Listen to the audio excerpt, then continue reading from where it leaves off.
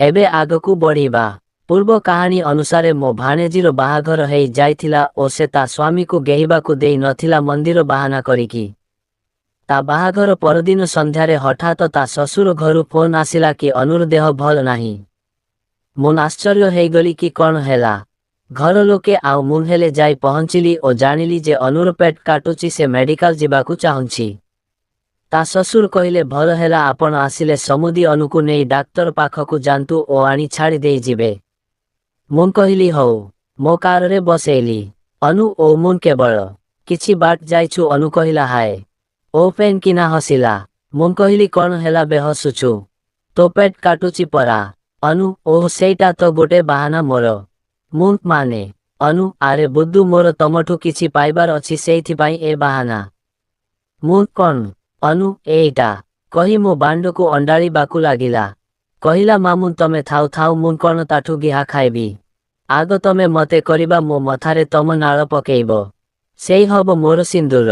तापरे देखिबा से लोक कथा बुझिबा। मुन ओह एई कथा। हौ चाल मो घर को जिबा। मुन एमिति कही गाड़ी मो बसा आडे मुहानिली। एई बाहाघर ओ अन्यान्य काम पाई मो माइकिना ओ पुओ गांकू जाइथांती तेणु मो बसा घरे मुन एका। घरे पहुंची अनुमते टाणीनेला भीतर को कबाट को पछुआ दे देली मु। नुआ बहु बेसरे मो भाणेजी पूरा सुंदरी लागुथाए।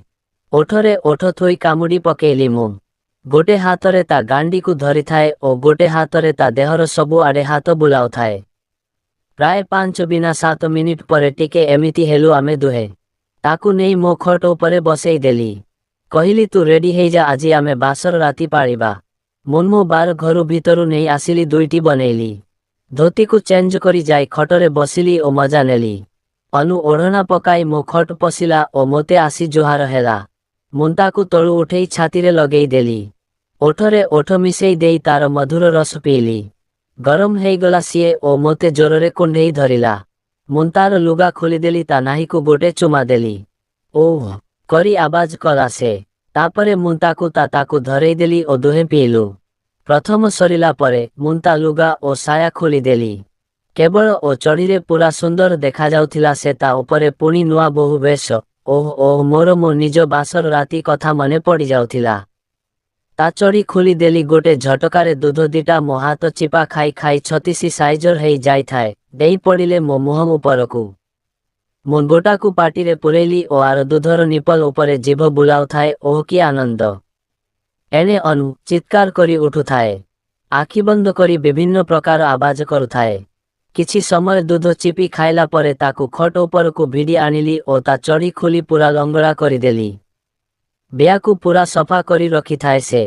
बोधे संध्या बेले बेयारे किछि मलम लगेइथिला काहिंकिना लाइट पड़िले चक चक करुथिला। मुन द्वितीय बनेली। मो किछि बुंदा ता दूध उपरे पकेइली ओ दूध खाइली। ओह ओह गोटे अलगा प्रकारर अनुभव पाउथाउ दुहे। से पूरा पागली हेई गलानी सेते बेलकू।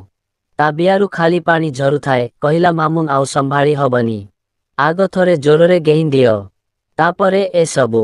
मुन कहिली रहबे आंकर। तापाटी भीतरे मो बांड पुरेली कहिली आंकर। केवल बांडर मुंडी ता पाटीरे देई ता किछि मो बांड उपरे ढाळिली। मो बांड देई ता पाटी को जाउथाए। कि दृश्य ओह बांड को चुचुमी नाली पकेई देला से। तापरे ताकू कहिली देखो अनु आजी आमर बासर राती। मुन तो बेयार बाट खोली सारिछि। आजी कौन नुआ दबु मते। कहिला जाहा करुछ कर आग मते मो बेयाकू टिके शांति कर। से घोड़ा भलिया बांड रखी मोते हंतसंत करुछ काहिंकी। कहिली कथा दे आग। तो गांडीरे आजी गेहिबाकू देबु कि नाही। पूरा पागळीटे। भल मंद नबुझी संगे संगे राजी हेई गला। ता उपरे सोई पड़िली मु।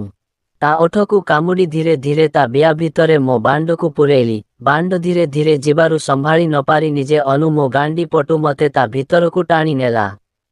कचकरी बांड पसिगला मोर ता बिया भीतरे। दूध को दली दली ता ओठकू खाई खाई जोरदार गेही चालिली ताकू। ओह आह हम कर कर कर जोररे आहुरी जोररे। तार पानी बाहरिबाकू लागिला। मुन भी जोरदार मारी चालिली जेमिति ता बियाकू चिरी देबी। सेमिति समय देखिनी किंतु जेतेबेले मु हालिया होइगली ओ ता बियारु 3 थर पानी बाहरिगला मोर मध्य समय हेइगला। ସବୁତକ ନାଳ ତା ବିଆ ଭିତରେ ଛାଡ଼ିଦେଲି। ମୋ ବାଣ୍ଡକୁ ତା ବିଆରୁ କାଢ଼ି ତା ମଥାରେ ଯୋଉଠି ସିନ୍ଦୁର ପିନ୍ଧିଥିଲା ସେଇଠି ଲଗେଇ ଶେଷ ବୁନ୍ଦାକୁ ସେଇଠି ଲଗେଇଦେଲି। ପୁରା ହାଲିଆ ହେଇଯାଇଥିଲୁ ଦୁହେଁ। ତା ଶ୍ୱଶୁରଙ୍କୁ ଫୋନ କରି କହିଲି ଔଷଧ ଦେଇଛନ୍ତି ଓ ଶୋଇବାକୁ କହିଛନ୍ତି, ସେ ଏବେ ମୋ ଘରେ ଅଛି, କାଲି ନେଇକି ଛାଡ଼ିଦେବି। ସେ ରାଜି ହେଲେ। ଆମେ ଆଉ ଗୋଟେ ଗୋଟେ ନେଲୁ। ତାପରେ ତାକୁ କହିଲି ମୋ ବାଣ୍ଡରେ ତେଲ ଟିକେ ମାରେ ଓ ତୋ ଗାଣ୍ଡିରେ ବି। ସେ ଏଡ଼େ ଏଡ଼େ ଆଖିରେ ମୋତେ ଚାହିଁଲା। ଅନୁ, ସତରେ କ'ଣ ତମେ ମୋ ଗାଣ୍ଡିରେ ଗେହିବ? ମୁଁ ଏଡ଼େ ବଡ଼ ଗାଣ୍ଡି କରିଛୁ, ଗେହିବିନି ତ କ'ଣ କରିବି? ଅନୁ, କରନି ଭାରି କାଟିବ। ମୁଁ ବେଶୀ ଛୁଡ଼ି ହ ନା, ଜଲ୍ଦି ଜଲ୍ଦି ଦେଖା ତ, ଖାଲି ନାମକୁ ମାତ୍ର ରହିବ, ମୁଁ ତୋର ସବୁ ବାଟ ଖୋଲିବି। ଅନୁ ଇଚ୍ଛା ନଥିଲେ ବି ମୋ ବାଣ୍ଡରେ ତେଲ ମାରିଲା। ମୁଁ ତାକୁ ଆଣ୍ଠେଇ ଦେଇ ଖଟ ଉପରେ ପେଟ ଓ ଗୋଡ଼ ଭୂଇଁକୁ କରି ଠିଆ ହେବାକୁ କହିଲି। ତାପରେ ତ ଗାଣ୍ଡିରେ ମୁଁ ନିଜେ ଆଙ୍ଗୁଠିରେ ତେଲ ନେଇ ଲଗେଇଲି। ଓଃ, କାଟୁଛି, ଛାଡ଼, ହବନି ଜମା କହୁଥାଏ। ଗୋଟେ ଆଙ୍ଗୁଠି ପୁରେଇଲି ଆଗ। କିଛି ସମୟ ଆଙ୍ଗୁଠିରେ ଗେହିବା ପରେ ତା ଆଙ୍ଗୁଠିରେ ତେଲ ନେଇ ପୁରେଇ ଆଗପଛ କଲି ତା ଗାଣ୍ଡିରେ। ତାପରେ ତାକୁ କହିଲି ଟିକେ ଧୈର୍ଯ୍ୟ ଧରିବୁ, ହେଲା, କାଟିବୁ ଟିକେ। ମୋ ବାଣ୍ଡରେ ଆଉ ଟିକେ ତେଲ ଦେଇ ତା ଗାଣ୍ଡି ବାଟରେ ଲଗେଇଦେଲି ମୋ ବାଣ୍ଡକୁ। ତାକୁ ଦୁଇପଟୁ ଧରି ଏକା ଜୋର ଦେଲି। ମୋ ମୁଣ୍ଡି ଓ କିଛି ଅଂଶ ମୋ ବାଣ୍ଡରେ ପଶିଗଲା। ସେ ପୁରା ଛାଟିପିଟି ହେଇ ମୋତେ ପେଲୁଥାଏ। କହିଲି ଚୁପଚାପ ରହ, ନହେଲେ ଆହୁରି କାଟିବ। ତା ଗାଣ୍ଡିର ମୋ ବାଣ୍ଡକୁ ପେଲୁଥାନ୍ତି। ଟିକେ ସମୟ ଅପେକ୍ଷା କରି ଦାନ୍ତ ଚିପି ଦେଲି। ପୁରା ବାଣ୍ଡଟା ଖଚ କରି ପଶିଗଲା ତା ଗାଣ୍ଡି ଭିତରେ। ସେ ଖଟକୁ ବାଡ଼େଇ ଖାଲି ମଲା ଛେଳି ଭଳିଆ ହଉଥାଏ।